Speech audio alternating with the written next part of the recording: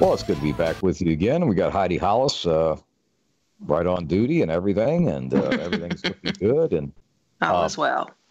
well, Heidi, I love New York and New Jersey, but unfortunately, New Jersey is getting. Well, I'm glad it's not New York, but I mean, New Jersey's getting hit with 8-foot swells from Hurricane Jose. Wow, crazy. Jersey can handle a lousy 8-foot swell, but Puerto Rico is in that class 5 trajectory. It just got hammered by the other hurricane, Harvey, and now it's going to get. It looked like the track is going to go from the whole eastern side to the western side of Puerto Rico. I mean, make a swath through the whole place. Yeah, that's it. If this isn't controlled weather patterns, what is this? I mean, we already know that they are bioengineering our weather. It's pretty much admitted to. So what are they pulling? It sure did get the attention off from Trump right away. Gosh. Well, I mean, I'm not saying, now you're going to blame the hurricanes on Donald? No, I'm saying it got the attention off from him. I mean, but it's like, why? I mean, we had like news a day with Trump. Now it's like all hurricanes. It's so sad. Well, it is sad, but also the poor Puerto Ricans were already reeling, and not just that, but St. Thomas too. St. Thomas and St. Croix are also on the trajectory of this, and they just got hammered too. And those little ratty islands. I mean, I don't even know their names, all of them, but Barbuda or something was one of them. Yeah, Barbuda, and I grew up partially down there. I don't remember no Barbuda. I know. I was like, what is that? Are they saying it wrong? But it's Barbuda. It's not Bermuda, right. But it's Bermuda's Barbuda. nice. But yeah. But no, I mean, of course we went to the nice places. We went to Nassau and and like that. I mean, we were millionaires. We didn't have to worry about Barbuda. But I mean, anyway, we were millionaires when millionaires counted or something. But of course that goes back to the horse cavalry days. But anyway, what it is, though, is the poor guys, I feel sorry for them because the Puerto Ricans have nothing. But anyhow, that's what's going to happen. But the Jersey guys will be okay. That's just a Category 1 up there. Mm-hmm. But anyway, that was interesting, a bunch of news, and I sure do, pray for them because they're in a world of hurt. Now, there's all kinds of other news, though, that's more interesting. Trumpy was at the UN, and he was saying we're going to absolutely, carpet bomb North Korea, which frankly, I'd be in favor of that. I am not surprised. I mean, I really would. I mean, to be honest with you, I would, because enough is enough. We're not going to put up with any more BS. It's like, there's a threat. There's a threat. You got to do something about the threat. Besides, they eat dogs in Korea, and as far as I'm concerned, anybody that eats dogs needs to be nuked anyway. I don't care. Nuke them all. Start from one part and go to the other. Don't care. That's your divinity training speaking, I'm sure. No, that's being, half Russian, half Irish. I mean, and also, Heidi, I really do like the U.S. I really am a patriot. I mean, if it hadn't been for that miserable wife, I'd have stayed in the Army anyway. I'd probably still be in the Army. Or maybe they'd made me leave by now, but just a couple of years ago. And I mean, I'm kind of right wing, but no, I mean, we should carpet bomb a bunch of dog eating, weirdo little stumpy dictators. We should. And there is. Oh, by the way, they are training a SEAL team to assassinate him. They really, really are. That's not me making it up. That's extreme. Oh, I'm not surprised. Yeah. Well, he's being absolutely reckless with the entire world. So he needs to be fried. And little Stumpy's going to get his one of these days soon, and and it can't happen soon enough. And I'm all in favor of it. And now I just feel sorry for his poor people. His people are really suffering with him alive. I feel sorry for them, but they eat dogs, and if they eat dogs, they should be nuked anyway. He's not feeding them. What do you do when you're not being fed? Then eat something else. Jeez, don't care. Oh boy. Okay. Anyway, I'm a little hard bitten, Heidi. You must admit. That's all good. I understand. But I love animals. I've got one laying about me right now. But at any rate, and my beloved Ann Coulter has abandoned Trump over his immigration stance of being moderate and dealing with the Democrats. I'm not surprised that she's upset. Well, she is. She's calling for his impeachment over that. Is she really? Wow. She's going all out. She has, and I'm proud of Ann for that. And it was so wonderful. I was eating popcorn watching the video of it. Nancy Pelosi, who has kissed every Latin American's rear end from here to Colombia, and every gay immigrant, whatever, she's in favor of. Okay. She was at a meeting, and she was saying to the group that she was meeting with Donald Trump to try to amend the DACA thing and all that, trying to butter these constituents up. Okay, fine. Well, what happens is they shouted at her and were screaming at her and trying to talk over her, and she screamed at him like, you don't know what you're talking about, which is probably true. And what happened was, it was wonderful. What happened was they were saying, we demand complete exoneration of the 11 million illegals here in the country right now, and not to just DACA and all this. And at any rate, she actually screamed at him to shut up and left the podium. Wow. I mean, I would just want to get a box of popcorn and replay that. It was like wonderful. I'm not surprised. That's wild, huh? I did not see that. Well, I'd be happy if they dropped one bomb on top of Nancy Pelosi too, but I mean, I'm not in charge of the U.S. military, but I mean, and really, your native California, I'd be just as happy to cut it off and tow it off into the Pacific and sink it. My goodness. I'm in a rare mood tonight, but you are in a rare mood. I'm holding my crucifix. Well, I said the Divine Mercy Chaplet today, and I said the Rosary last night, but I'm just a little ornery. It didn't help, did it? Yes, it did. Actually, I'm sure I'm a lot better person than I would be otherwise. Wow, I couldn't imagine what you were before that. Oh, no, I'm devout as all get out. I say Divine Mercy Chaplet every day at 3 like you're supposed to, and I... what does that involve? I mean, what are you saying? Well, I sent it to you before in the email. You just that one. Oh, okay. No, I did see that. That's what it's called. Got it. I forgot. Of prayers. That's pretty good. So, But I would be a daily communicator if I didn't have animal duties, but I always was. But the other dog wasn't as labor intensive as these. But anyway, that's the story. But there was an excellent thing on Coast to Coast that this white cat was on a guy's grave and would not leave. It was on their website. And the guy who died was a big cat lover. He must have befriended this cat. This cat would not leave the gravesite, wouldn't do it. Wow, your gravesite's going to have a whole herd of chihuahuas probably. Chihuahuas, cats, birds, lots of birds. Oh, yeah, I forgot the birds. I'm like the bird man of North Texas, and kitties love me too. It's just and horses too. It might be a crowded up gravesite. There'll be no room. It'll be a zoo. Well, that's okay. But no, things are getting kind of dicey. But I kind of like it in some ways. I've kind of gotten used to it.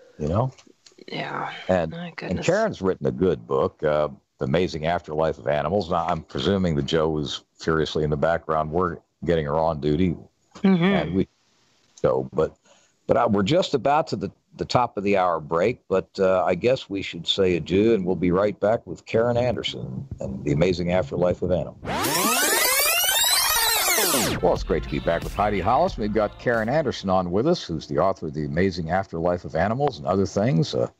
Karen is an animal communicator and a psychic, and one of my favorite guests. And, you doing okay, Karen?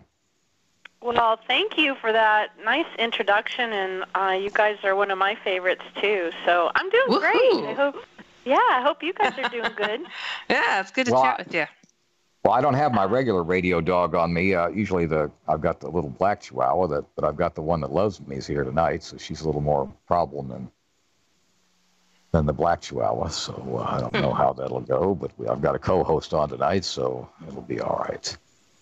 But we hope. But Karen, I had a little, I guess I had another animal encounter this past week. I had a cat that fell in love with me and was trying to follow me home, but I guess it lives in the neighborhood. I'm telling you should write a book about all these animal encounters you have. He should, right? He should. Yeah.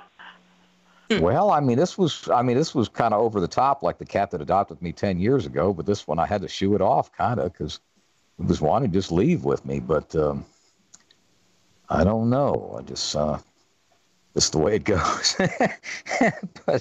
but there's a great thing that was on Coast to Coast. I was telling Heidi, they had on their website, they had a white cat. This was in a South American country, but a fellow was buried, and he was a cat fancier. And this white cat would not leave his grave, would not do it. They tried to shoo it off with a broom or whatever they were trying to do, and the cat wouldn't leave, period. And they finally just let it go. But wow. But, of course, we talked once before when you were on about that phenomenon of grave dogs, where the dogs will do the same thing. Their master will die, and they'll just flat lay down on the grave. The famous one in a Moscow cemetery, the dog actually stayed on the grave for 6 years, and the grave workers and the visitors to the graveyard would feed it, but it went through Russian winters right on the grave. Yeah, I don't know too many humans that would go through something like that for their loved one. Only an animal would express that much love, right? True, very true. Oh, my ex-wife wouldn't care whether I was, or both of them. I have two ex-wives, but neither one of them. If I was floating in the Atlantic on a raft, I wouldn't think. But they contacted me for the hurricane thing, but probably did they really? There you go. That was nice. Yeah, they both did. They both did, but they're probably looking to see if they inherit any money. They're probably just looking to see if they inherit any money or something. Well, the first one was an Episcopal minister's daughter, and we got divorced, and she got married 5 times after that, and I could have been husband number 1 and number 7, but I kind of backed out of that. But wow, I mean, it's madness. Karen, I'm very interested in what's your work been turning towards lately? What's going on with some of the little critters that you've been coming across? Well, as you can imagine, there's a lot of upset in the world with animals. Humans are going through forest fires and evacuations, and smoke is in the air, and then we have the hurricanes and the heavy rains and flooding. It's been kind of crazy. The last several weeks have been a lot of lost animal calls, as you can imagine, and a lot of I've done a lot of reassuring to let pets know that their people are going to be there to get them, or come back for them, or that sort of thing. I've been through 2 forest fires and evacuations when I lived in Colorado, and let me tell you, it is like the worst nightmare in the world, because I had a lot of pets. I had horses and dogs and cats, and quite a few of them, and I'd leave all of my other stuff behind, but not them, and trying to get them out in time is really horrible. So anyone who's gone through that, I can totally relate, and you really have to have a plan. You have to plan ahead, all that emergency planning that everyone talks about and nobody does. It really matters. Get your ducks in a row and know what you're going to do with your pets, before a disaster strikes like that. It's not fun. Well, you guys in the West Coast, just have it terribly rough. Really do.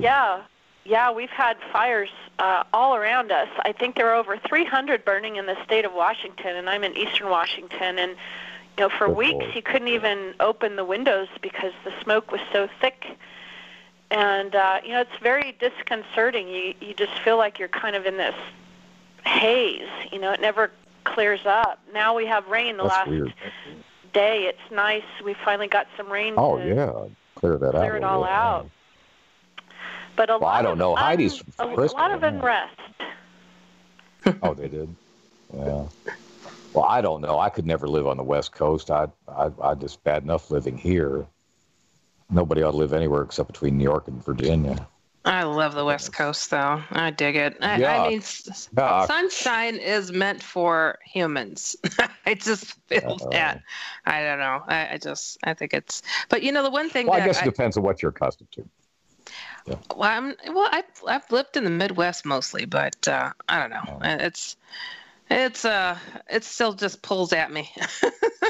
Goodness. Yeah. So, I've been seeing a lot of, believe it or not, there's been a lot of big efforts from the Chicago area to go down and help out during Hurricane Harvey with rescuing the animals that have been strayed and stranded. And I'm glad that has been. Yeah, it's been rather beautiful, actually. So I know that there's been a lot of loss and whatnot, but I just cannot imagine some people said that the waters came in so darn quickly, they barely had time to run out themselves. I can imagine getting their pets was, a lot of people had to leave them behind. It has to be heart-wrenching. And I wouldn't leave them behind. Oh my gosh, I don't know. But alligators are getting new pets, though, too. Alligators are coming in people's homes. They were, anyways. But my goodness. So Houston has alligators. So. Yeah, there were some in people's yards. I'm like, well, that's a new pet. But, I'm curious. Are there some animals that have a higher, I don't know, manner of thinking versus like an alligator, like me eat, me killed, me smashed against rock? I mean, is there like an animal that is just a little bit more Neanderthal thinking versus like a poodle or something?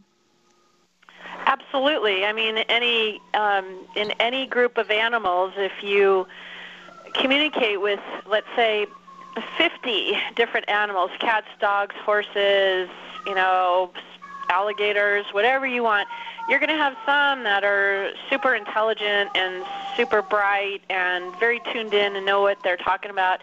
And just in total contrast, you're going to have a handful that are not. And it doesn't matter what the species is.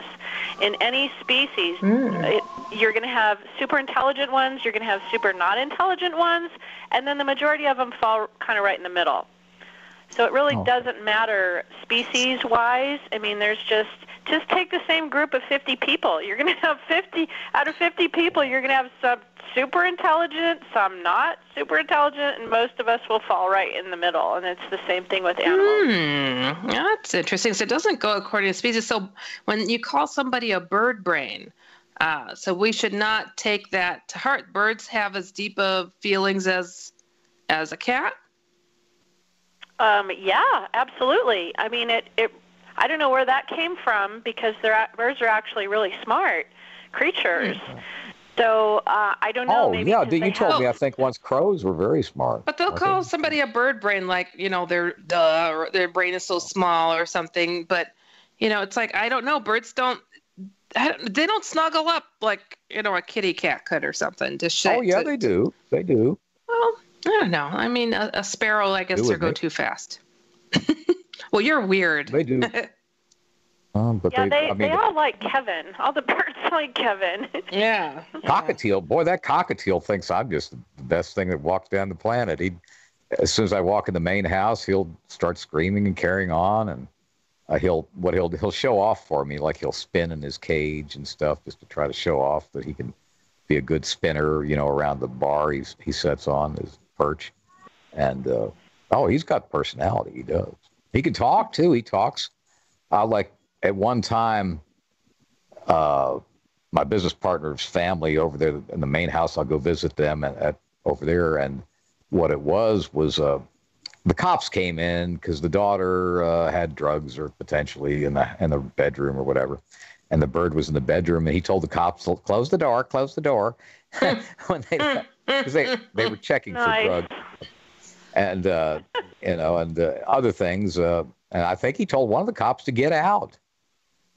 I think one of the more fascinating birds, I want to say it's called the lyrebird of Australia, that the males, if they learn, the more different sounds that they'll learn to whistle out, the more that they're able to attract a female. And they could imitate telephone rings, cars locking, saws, lawnmowers. I mean, and these are like, Yes, it's amazing. I want to say they call them lyrebirds. Let me see. Wow. I have to go. Yeah, it's just amazing. And it's like, wow.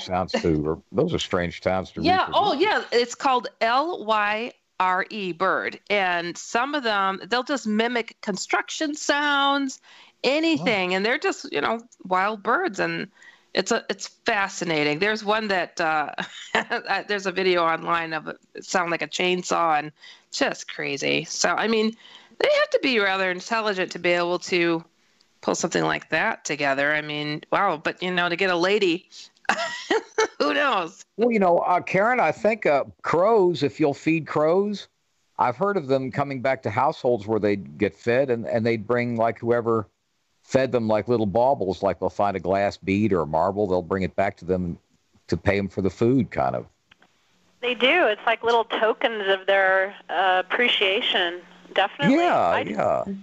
I've never had that happen.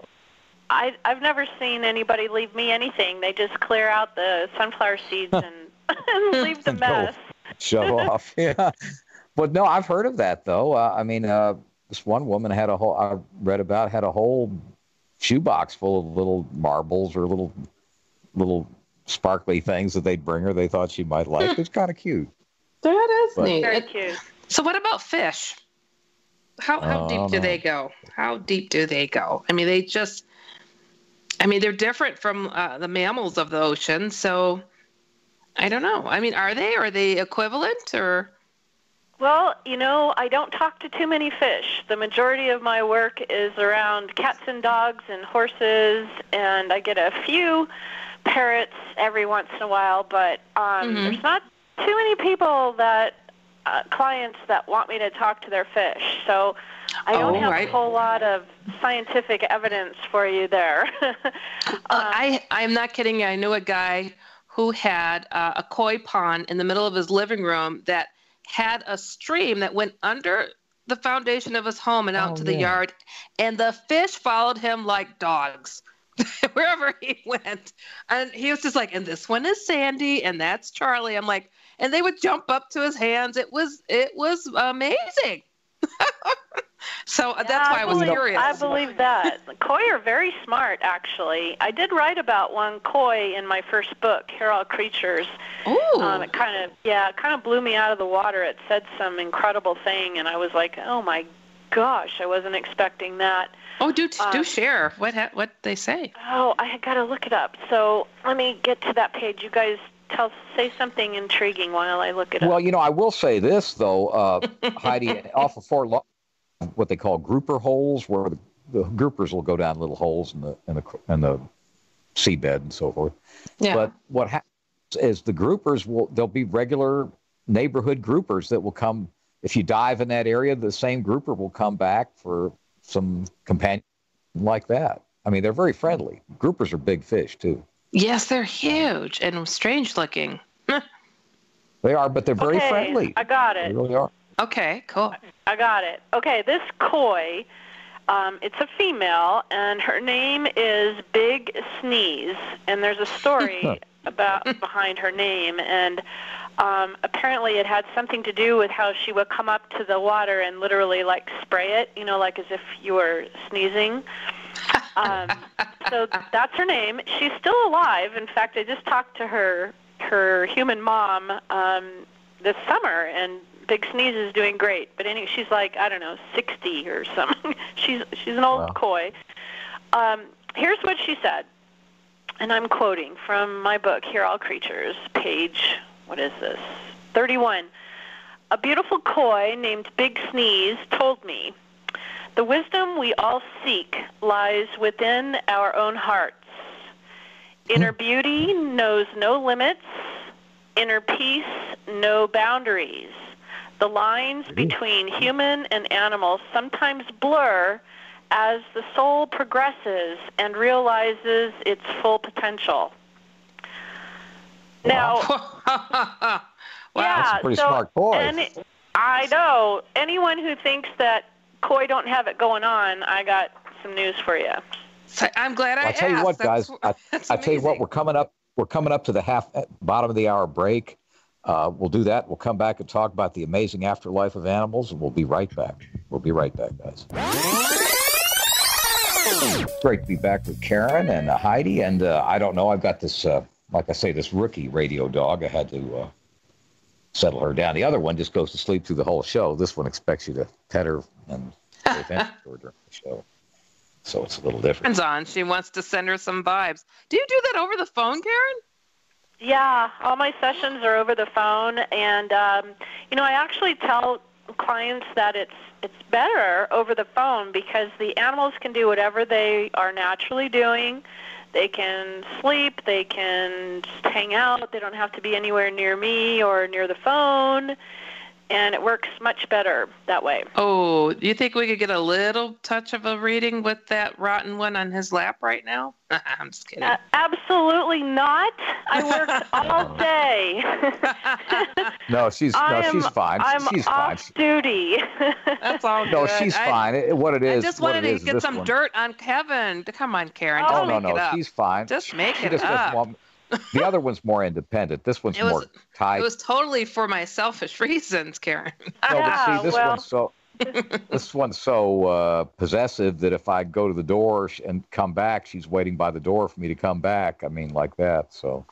I mean, the dogs are like a spy, and I just really thought that maybe I could get it. Well, they don't mean to be spies. They just tell it like it is, and you never know what they'll talk about. That's part of the fun is hearing what they were going to talk about. So what's new in this book? Did you go at it from a different angle, the afterlife? What does this new book entail? Well, one of the most common questions I get from my clients is they want to know if their pets who have died are still around, if they are still connected, if they're okay, if they are with loved ones on the other side, both human and animal. So that's a very, very big part of what I do every day. I'm always connecting to the other side. And the messages that come through are so amazing that I just decided, you know what, I could write a whole book about just the afterlife, and so that's what I did. I just sat down and started writing some of my most memorable moments, and then that kind of grew and snowballed, and then the next thing I knew, I had this whole entire manuscript with just these incredible messages with pets that have been recently passed, like, within a few days, weeks, months, or whatever, and then others have been gone for many, many years, and they still know what's going on with their human parents' lives. They're still connected. They still are current, like they know the current events of what's happening to their family and loved ones. It's just mind-boggling. Wow. That's excellent. And you know what gets me, and I have to, everybody's got things that bother them, but there's a certain degree of Christians that think, animals don't have a soul. I'm thinking, you moron. I mean, a moron. I mean, what I'm saying that is even in the Bible, it says in the next life, the lion will lay down with the lamb, as it were. It speaks of an afterlife for animals. And, of course, they're not eating each other. But what I'm saying is these people that act holier than thou, like they know what they're talking about, that humans are the only ones that have souls, haven't read their own Bible. And, one thing, of course, my emphasis has been on Marian apparitions in my studies and book I've written. And Heidi, I don't know whether I told you about this, but in the apparitional event at Zaytun, Egypt, and others, but specifically that one, the 68 through 1970, that Karen, 14 million people were witnesses to the events in Zaytun, Egypt, which is a suburb of Cairo. But what happened was, when the Virgin Mary made her appearance over the St. Mark's Coptic Church there, they had ghostly visions of birds around her. I mean, you could discern they were birds. Wow. Oh, I got goosebumps. That's really cool. Yeah. 14 million people saw this on Arab television and in person. Pretty cool. You got to look it up. It's beautiful pictures. I mean, just like no denying, really clear. I know. And like I say, this was 1968 through 1970. It wasn't like you could phony things up, and they tried to disprove it. That's the amazing part. The Egyptian government, of course, was Muslim, and they tried to, even though they venerate the Virgin Mary, they're not trying to, boost things up around St. Mark's Coptic Church, which is a Christian church. But at any rate, make a long story short, they were birds. She was there. It just happened, and and other events, they've seen these birds around her too. So, I mean, of course, I love birds anyway, and I'm glad to, I'm glad they have an afterlife, and I hope to have a few of my buddies hanging around. Because I feed them every day. Not that makes me St. Francis or anything, but I maybe like in a past life, Kevin. Maybe that's the whole thing. Like, with you and your connection with animals, it could be a past life thing. I mean, that would certainly explain it. That really would. Actually, I tell you what, the little stinkers are prima donnas. Because if I go into Walmart and buy them the wheat bread, they don't like it. But the white bread, they do. The wheat bread's too crude for them. And I mean, they'll just chow through the white bread. Like, I guess it's sweeter and stuff, but they are prima donnas. They really are. It's wild. My goodness. Well, I'd put my bets on a past life connection. Is where that's all coming from. Has to be. Well, I don't know. I tell you what, if I would have been a vet, but I couldn't stand putting them out. Putting them down. Like, oh gosh, no. Do that. But a question for. That's cool. I'm curious. You know how some people will say, "Oh, that's a young soul," or "Oh, that's an old soul." Do you find if there's any pattern to the talkativeness of one critter versus another based on what seems to be a young or older soul? Yeah, I do. And what that is to me, when I open up to the energy, because I read energy.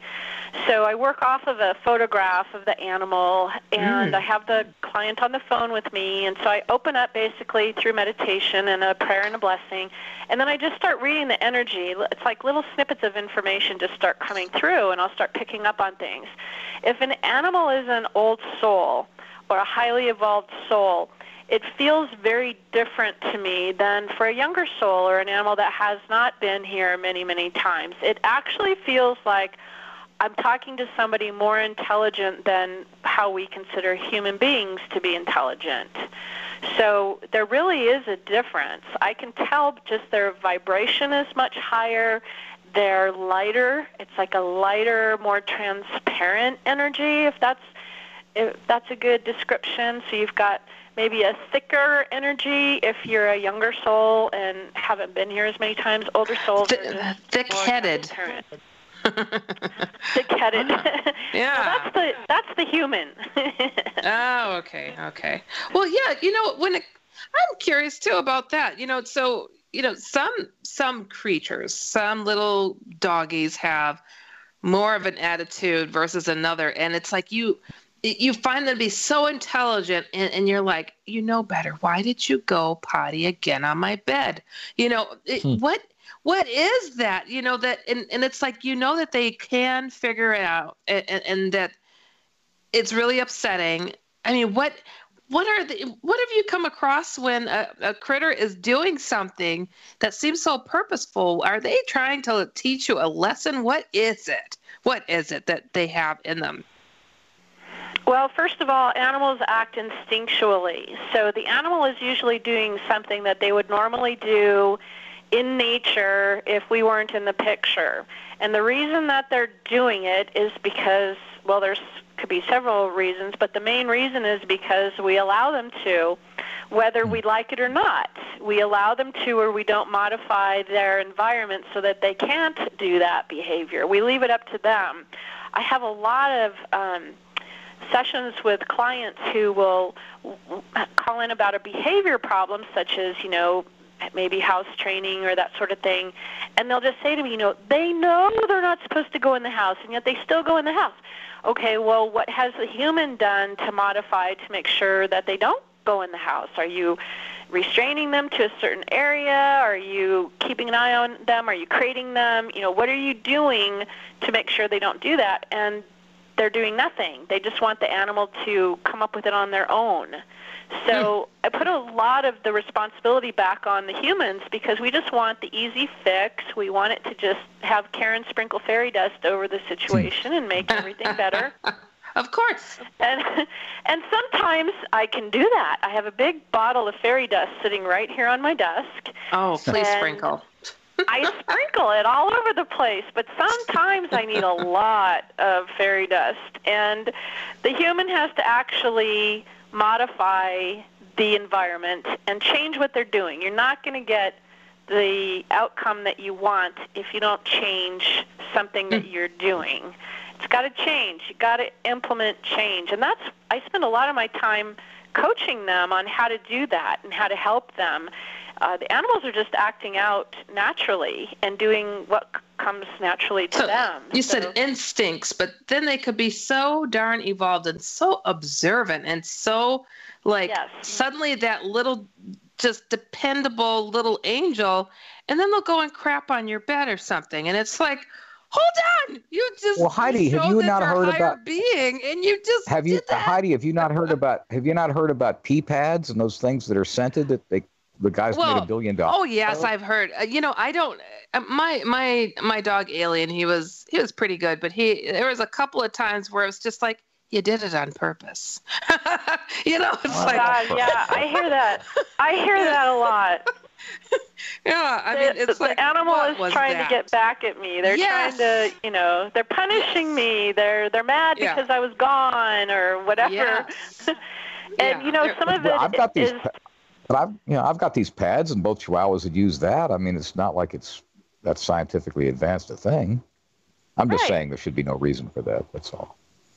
Right. Maybe it is just to get even with my dog Alien was perfectly trained. He knew what he was doing, and then it was just like he'd sneak a poo in your room and just be like, maybe what? That's for being gone too long. No, it was just weird. It was like he didn't like going out in the rain, and he would just like, oh yeah, I don't know. It was just, but sometimes it was other things, and it was like you were ticked off, weren't you? So you got me. So I mean, sometimes they can be a little vengeful. Those little devils, can't they? They can. They're pretty smart, but they're. It's really the human animal that is revenge seeking. Animals aren't. Our pets aren't quite as revenge seeking as humans. They can figure things out. They certainly have done that. I won't deny that. But generally speaking, when the human takes control and takes responsibility, you don't have as many of those situations pop up.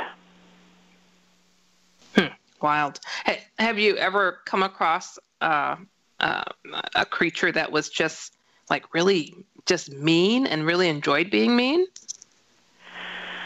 I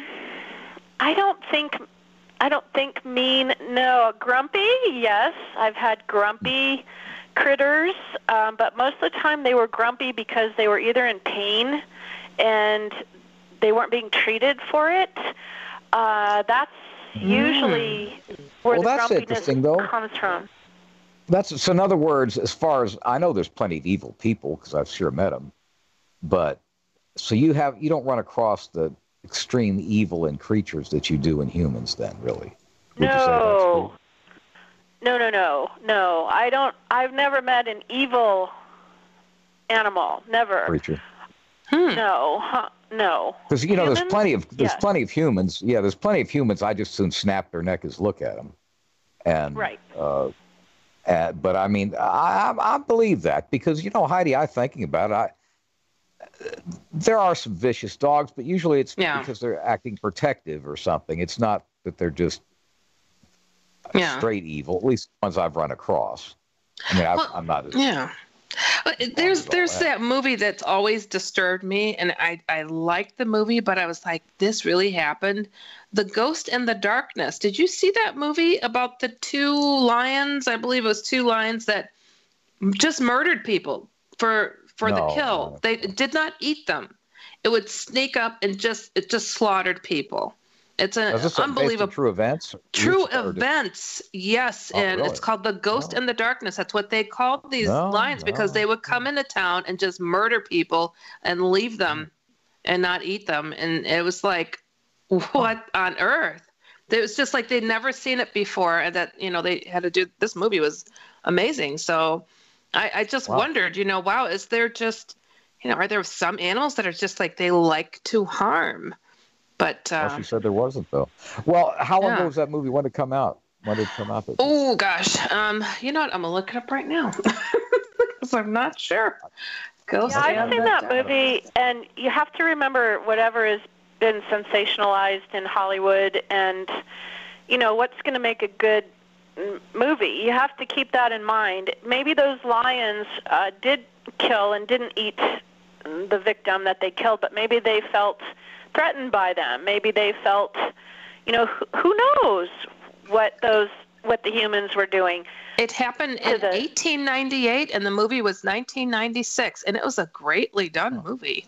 Yeah, it was great. It was a really good movie. It really was. Very kind of nail-biting, sit on the edge of your seat movie. Yeah. So, but I will flip that right back to natural instincts, and there was something probably there that the lions were trying to either protect their territory or, there's always a rogue in every species. There's a rogue. I mean, look at all the rogues in human society that are out there just slaughtering for no reason. Sure, there's going to be that out there, but it's very rare. I certainly don't come across them because I deal with people's pets. I deal with Fluffy and Well, you have a good perspective, though. Not only are you psychic and you deal with animal communication, but you've been a cop before, and you know how terrible people are. And oh gosh, Kevin, don't get me started on those cop stories because I won't shut up. Well, no, my brother was a cop, and I was almost going to be a cop, but I decided. What it was I didn't want. I was accepted in the Maryland State Troopers, but then I thought, I have to be scraping bodies off the highway forever, and certainly in 1,000 years I could have made detective sometime. But I was only 18 when they accepted me. Your perspectives and your decision-making processes weren't that great at 18. But so I just went in the Army and then went to college. But my brother was a cop, and the stories he told me were, it made you down on humanity all the way. I mean, get this. Karen, he arrested Nancy Pelosi's uncle on an aggravated rape charge, and he had him dead bang, and they let him walk out. Of course. Because his brother was... That's why it's called a legal system, not a justice system, because there's really no justice. It's all about legal wrangling.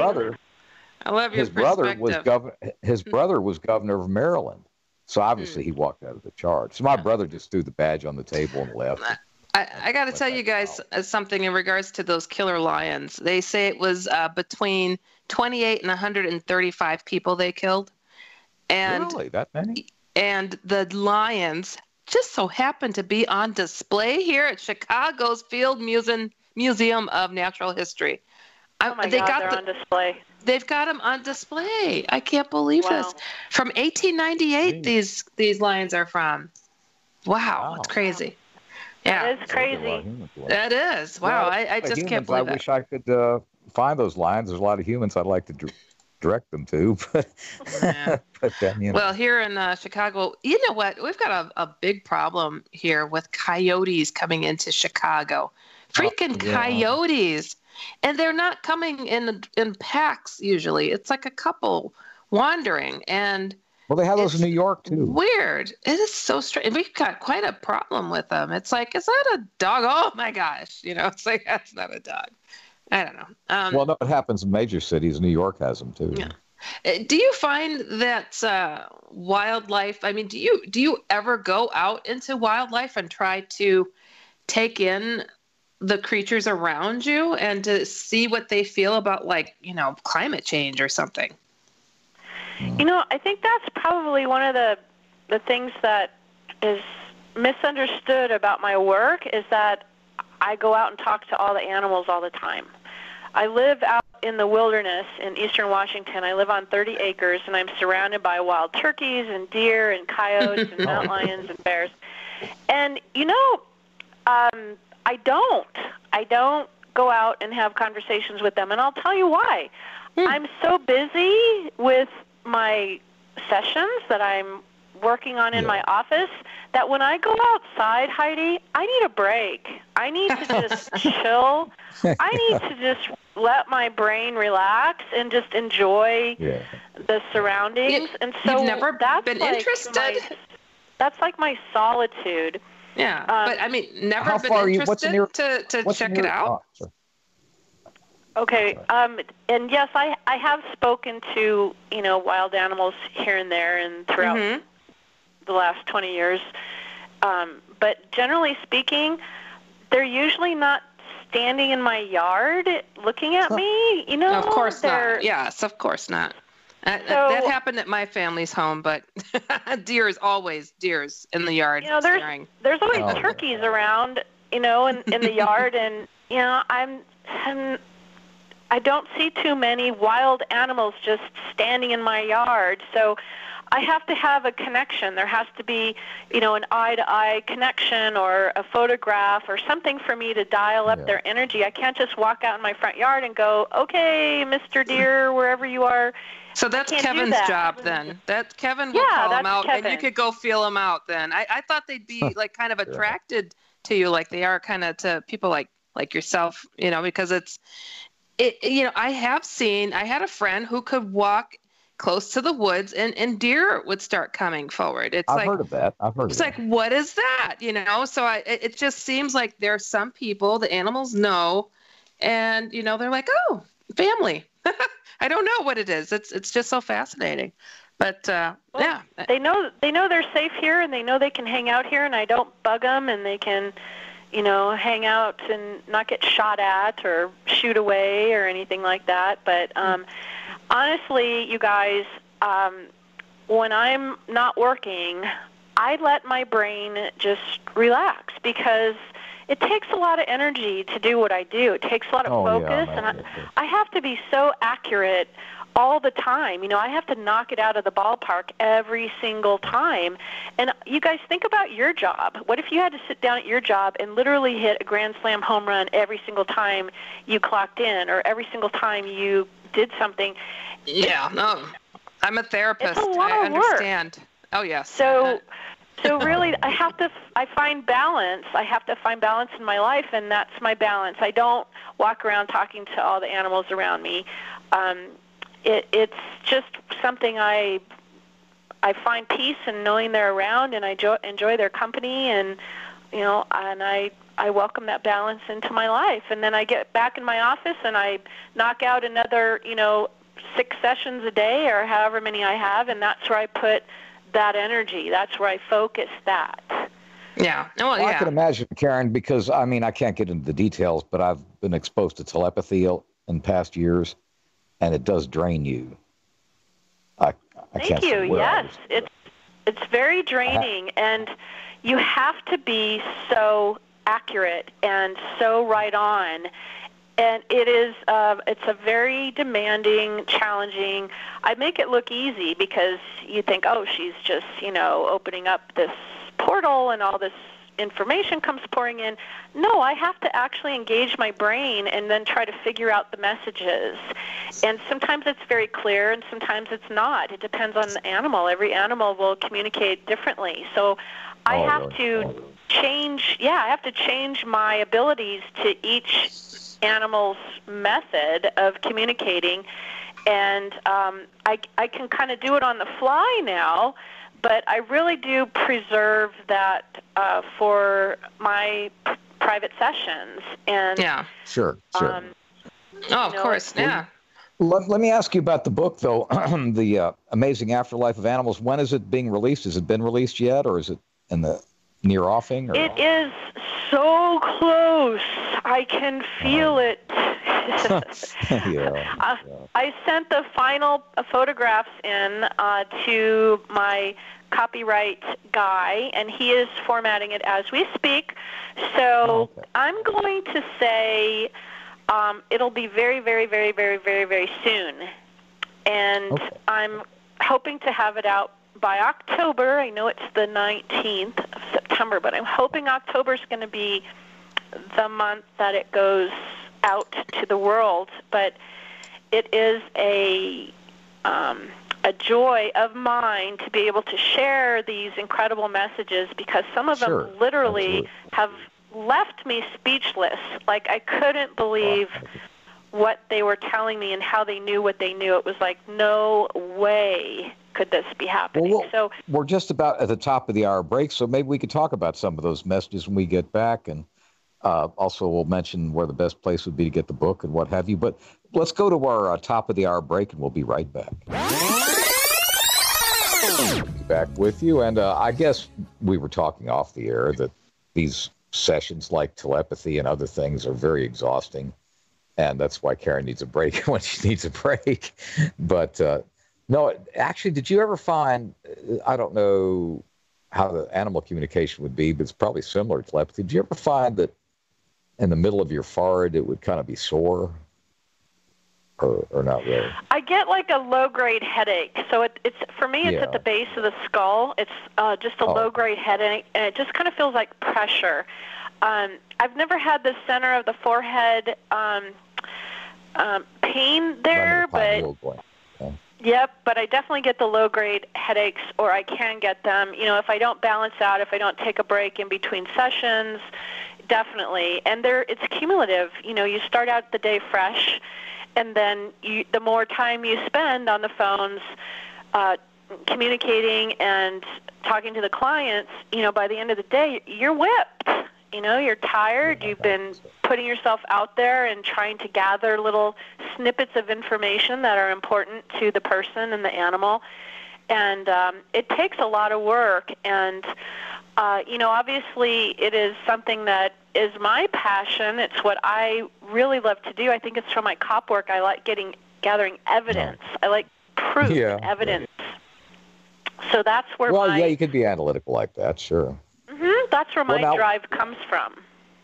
If somebody wants to contact you to get a reading, how would they go to your website or Facebook? Or what would be the best mode to contact? Go to my website. I just put up a pretty new website. It's got like this gigantic picture of my face on the home page. It's like, even my mom said, "Did you have to put such a big picture of your face on there?" No, why not?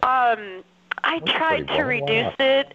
I tried, but I'm so unsavvy with all this stuff, so I just left it. So there's a gigantic picture of me on there. And anyway, all kinds of fun stuff on there. It'll list all the different types of sessions I do, because I also communicate with departed humans. I also do personal readings, so people who are struggling with career or relationships or moving or, you know, just general life situations. I do those types of sessions. And it's all kinds of information is on there. There's reviews. There's my book, Here All Creatures. I also have another book I collaborated on with a leading psychologist, Dr. Patricia Carrington, and she and I were on your show the last time together. And that book is called The Secret Inner Life of Pets. And we have all kinds of tons and tons of stories in there about what the animals talk about. And Dr. Carrington shares her methods from her psychology background on how to create a closer bond with your pet. So take a look at my website. You can schedule online. You can what would the website be? What would be the website? Would it be KarenAnderson.net or? Yeah, heck, that would help if I gave that to you. It's KarenAnderson.net or animalcommunicating.com will get you to the same place. Okay. And I'm on Facebook too. Karen Anderson. I don't know what I'm on there. Karen Anderson, psychic, medium, author. I don't know, something like that. Facebook keeps trying to change me, and they keep saying, "We've reviewed your page, and you need to be just Karen Anderson, a public figure." That's what they keep telling me. So I'm on Facebook they're pretty too, intrusive, you know. The website has all kinds of good stuff on it. You can check out my prices and. Okay. Well, everybody ought to check that out because this is some interesting stuff and very valid. I should say, though, you know, one of the times you were on, you could get impressions, and you got impressions of Arctic scenes around me. And if you look under Facebook, it's going to say Kevin Cook from Fort Lauderdale, Florida, and this and that and the other, and obviously an Irish name. Right. An Irish name that one wouldn't associate with Arctic scenes. But Karen didn't know I was half Russian. And, oh, my goodness. God forbid. And the scenes, well, the Arctic scenes were, as I remember what Karen said, were kind of your family background perceptions and what have you. And, you know, I come from not just Russians, but a very rough lot of Russians, Cossacks. And, you know, they were the most famous infantrymen of, you know, medieval times. I mean, there's guys running around swinging sabers and, you know, marauding villages and everything else. And just a rough lot, you know. And you remember the Russian dancing where they'd shoot their legs out. I mean, very picturesque kind of dancing. These were hardy guys. I mean, the kind of guys that would run around shirtless like Vlad and, you know, they just terrorized the neighborhood, you know, and that's my relatives. And they were from Siberia. So, I mean, they were not exactly mild-mannered, flower-smelling guys, you know. And I don't remember you telling me all of that when I saw those kind of Arctic No, I never told you any of that. No. Yeah, oh, no. I mean, this is all like news to me. Well, you think I'm just being, you know, an old whiskey-drinking Irishman, which is half of me are. We're whiskey-drinking Irishmen. But, I mean, the rough and rugged bunch, they were the Arctic bunch. And they were the most feared militia, or whatever you want to call it, in all of Asia, really. So. Wow, Kevin, I didn't know you had like a crazy barbaric side to you. Well, it comes out, but I mean, also there's something weird about me genetically. Maybe we ought to do a reading, but I broke my leg once in an accident, and when I woke up from the anesthesia, it had, you know, the guy had to put a, you know, fixation in it so it could knit, and the doctor said, he's a 20-year orthopedist. He said, Kevin, what genealogical background are you? And I said, oh, Irish and Russian. Why? And he said, well, Kevin, I looked at the bone structure and it's not human. And I said, what do you know, I'm coming out of the anesthetic. I said, what, are you pulling my leg? I mean, no joke intended. I mean, what do you mean not human? He said, no, I mean not human. And it was 3 or 4, and he was serious. It was 3 or 4 times denser than most humans. And I've always had a very weird musculature. It was, well, frankly, not human, no. But he kind of verified some of my initial suspicions. Is I don't know what's in me, but it ain't regular, and it's more than just Russian Cossack.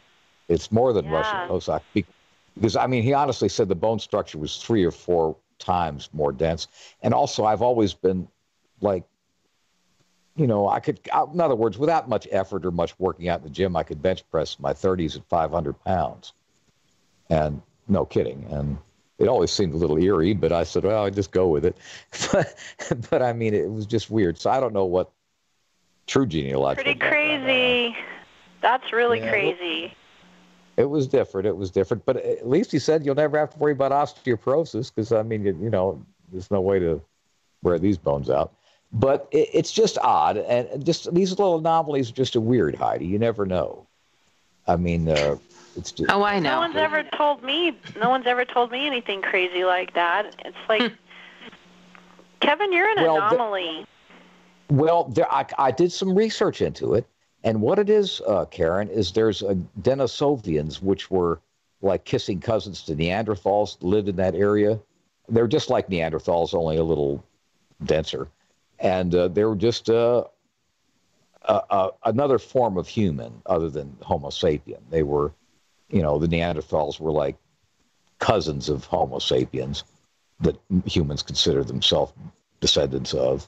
And I guess I had some Denisovian mix in there. A form of Neanderthal, just consider it that way. But that's pretty cool stuff. But I've known people that had, talk about abnormalities, I know people that were genetically attuned to telepathy. That's the people I referred to that I had telepathy with. And there's a certain percentage that most people don't know that existed, and it's about 1/4 to 1/2 of 1% that are genuinely telepathic, and people don't know it. Yes, but it's like a little subculture that exists. From my research too, back in the day when I first started learning about telepathy, it's actually still practiced by some ancient tribes and ancient civilizations that are still around today, such as the Aborigines. They were very well known for their telepathic communication and communicating with animals. Native American cultures are, of course, they've always communed with nature and wild animals. So telepathy goes back into ancient history, and it's been around for a really long time. We just all kind of got away from it as we evolved, and so I'm just kind of, awakening abilities that we all have and using them on a day-to-day basis. And it's just like any other skill, whether you learn to play golf or tennis or learn to sing, the more you practice, the better you get. Yeah, well, it was weird running across a little subculture of them, though. I mean, I'm not naturally telepathic. I have some telepathic instincts as far as predictions, prophetic instincts, but naturally I'm just a old Denisovian. but there is a subculture out there, Heidi, that can do it.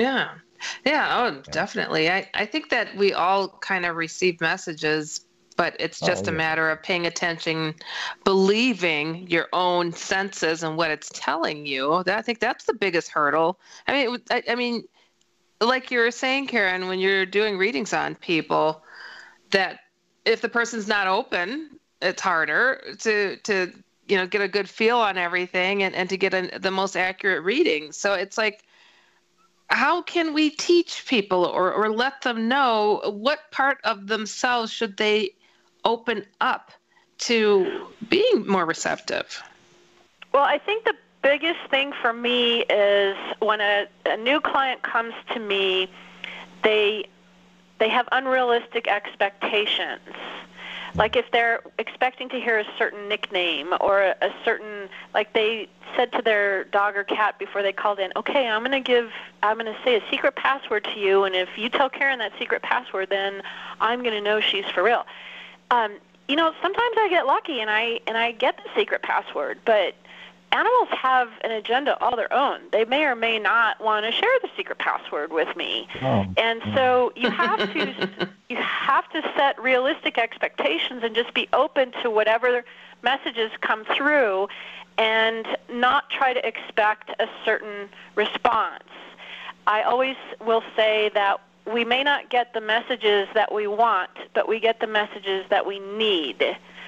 And the person who can come to a session and bring positive, open energy and just be like, you know what, these are my goals, but I'm open to whatever comes through, they're going to have a great session.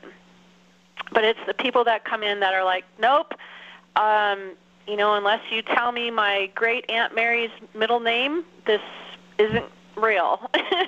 You're not going to have a very good session. Right. So you just have to understand that this is not an exact science. We're dealing with energies. We're dealing with quantum physics. We're dealing with different realms and going back and forth between my Earth atmosphere and the other side. You have to learn how to navigate and maneuver through those layers of atmosphere. And things can get... I'll tell you what, I don't mean to interrupt, Karen, but we're just at our last break, and we'll be right back. When you have a good guest, time just goes by lickety-split. That's what it's done tonight. Now, Karen, we better mention the website again and the name of the book and any other upcoming events you've got coming on, because time is wasting, I guess. Yes. The website is KarenAnderson.net, and the book is called The Amazing Afterlife of Animals, and hopefully it'll be out here very soon. I'm afraid to say when, but soon. I'm shooting for October, but I don't have an exact date. You can check out the reviews that are already coming in. I've had a handful of people who have read the manuscript, and the reviews are rolling in. It's getting really, really good reviews.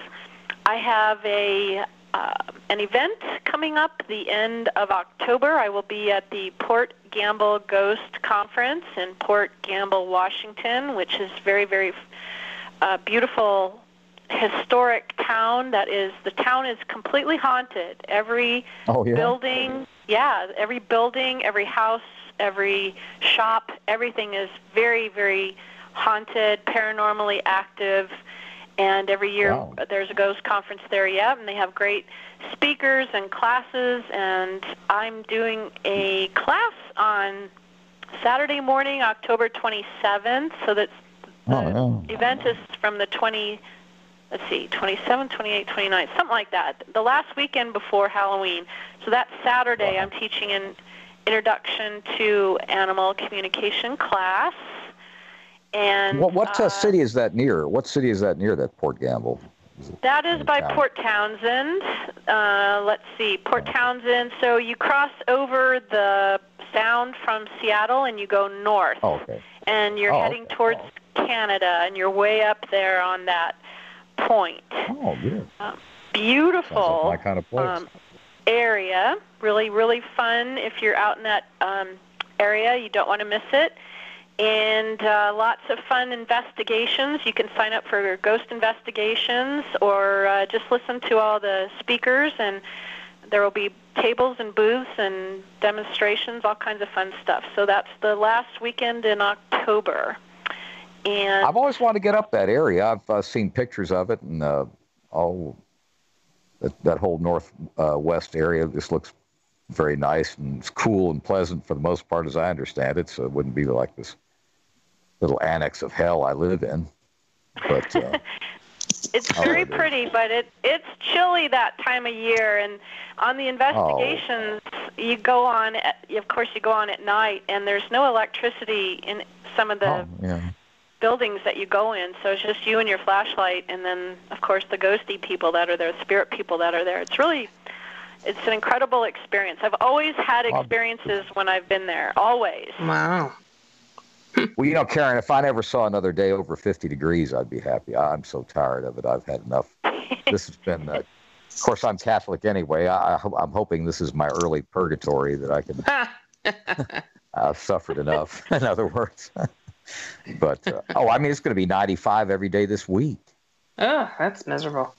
Wow. And, it's like a little annex of hell. When I say an annex of hell, I really mean an annex of hell. I thought it's using figurative language. It's really terrible. Goodness. But anyway, that's just my own.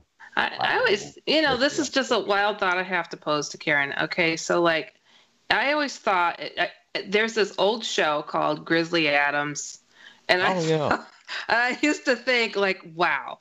That'd be so cool to be surrounded by animals and get lost in the woods. And it's and if I needed to find my way to civilization, perhaps one of them would guide me. I mean, do you think that animals can sense desperation in that way? Because I've heard of dolphins rescue people. Elian Gonzalez, the little kid that came adrift from Cuba. The dolphins saved him. That happens a lot. I know that. Yeah, it's just, there's people who have been lost and died out in the wilderness. I'm why didn't something help them? It's, I don't know, selective reasoning with these beasts. Well, it has to. I guess everything has to line up for them. The right animal has to come along that wants to help a human. Those stories are great, and I love hearing them where they rescue people. And I've even seen it where wild animals will save another wild animal, out of the jaws of a crocodile or something. The hippos come to the rescue of a gazelle or something. Yeah. I don't know. It's an incredible. Animals fascinate me. You can't ever be sure of what their behavior is going to be. They're ever changing, ever evolving, ever surprising me. Their messages are fascinating, how much they know about us and how they pay attention to what we're doing. And I'm talking about things that you wouldn't think that they would pay attention to. I just had a session today, brand new client, and we were connecting with her deceased dog who just passed away like a week ago. And the dog mentioned to me something about boy bands, and I'm supposed to tease her about liking boy bands like NSYNC or, Boys to Men or whatever. And my client started laughing, and she goes, Karen, I work for one of the most popular boy bands out there. I work for them. That's funny. It's like you would think of all the things that a deceased dog would talk about. Why would they talk about that? Because they can. Because that's a big part of her life. And can I pay you to spy on if I send a picture of Kevin's dogs? I do have a picture. Will you tell me the dirt? She's got a picture too. I've sent her a picture. It's not. No, you're not. She's not going to violate dirt. my privacy. I want the dirt, Karen. Well, you don't do that. Well, think about. Okay, so Heidi, listen to me for a moment. Think of right now how many times your pet has seen you in a compromising position. Never. He was not allowed in my bedroom. And honestly, walking through, if the dog came in the bathroom while I was getting out of the shower, I felt like they just were not, they were looking too hard. Because they're like, whoa, where's your clothes? I don't know. So I always felt uncomfortable. Karen, I've got to ask you this. There's one time it was kind of funny. Do you remember that movie Crocodile Dundee where that guy was the Australian guy? Okay. Yeah. He was in a movie where there was a dog that was like a German Shepherd-y kind of dog, kind of threatening to him, and he kind of went like an Aborigine kind of would, where he shook his hand, his right hand up and down, and went like that, and the dog was more or less mesmerized and cooled out. Well, after seeing that movie, for some quirk of events, I was in a situation where I was waiting for somebody on a business meeting or something, and a dog was acting territorial. It was a giant shepherd. I mean, much bigger than the regular ones. And I did just that because I'm also a martial artist, and I was figuring, well, if the dog acts up, I'll just give it a side kick and knock it on his rear end. But what it was I did that just like that guy did in the movie, and the dog started licking my hand. I'm wondering where did that come from in the movie, and is it some reason that worked, or just I don't know, but I want to see what this hand thing is. I don't know what that is. I don't. Well, all he did was he stuck his right hand and he'd move his hand like up and down, side to side, like like that, and the dog was just mesmerized. Maybe it just cooled it out. I mean, I don't know what it did, but the dog wound up being my buddy and laying down next to me to be licked and petted from being threatened. I don't know. Maybe it's like that hypnoptizing a king cobra thing they do. I don't know. Those guys are. But I mean, the dog would have left the property with me and left after that. It was just strange. But animals are a trip. They really are, but a very enjoyable one. I really, if I could just live with animals, I would. I would live in the Adirondacks with bears and coyotes and just birds, and just wouldn't go to town just when I absolutely had to, if I could. But that's a whole nother story. But Karen, it's been great having you, and we'll sure send you a link of this. Truly, thanks for joining us. Thanks for having me. It's always fun. I love you guys. I appreciate you letting me come on and selflessly promote me. That's all good. I promise you, I'll have a major listenership to this show, and we'll send you a link, and it'll be good. Well, thanks, guys. Yes, thank you. You have a wonderful time evening up there in the exotic Northwest. I will. I'm going to go chill out, and you guys have a good rest of your evening, and thanks to all the listeners too for tuning in, and until next time, guys. Yes, take care now. Well, good night. Good night. Good night. Good night. Well, Heidi, animals just interest me. They just do. They're just so many people. I'm not surprised that there aren't that many evil animals as opposed to evil people, because there's evil people everywhere you throw a rock. But for sure. Animals may be more evolved souls than humans, if you want to know the truth. But now next week, I'm going to have to send you the data on the two guests. It's going to be more of a topical kind of show, not political, but topical.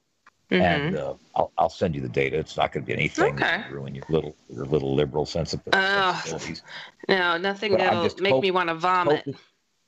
But I'm just hoping against hope that Nancy Pelosi has another meeting with these illegal aliens and they start throwing rocks at her practically like they did. And she's their ally. I thought it was so funny. Oh, I want to get that video and look at it, enjoy it again and again. I'm going to look it up because I did not hear about that. Oh, they gave her a hard time. She practically fled the stage in terror. I mean, she was expecting, a friendly audience. I've missed the news these past few nights. I was out of town. It's all good.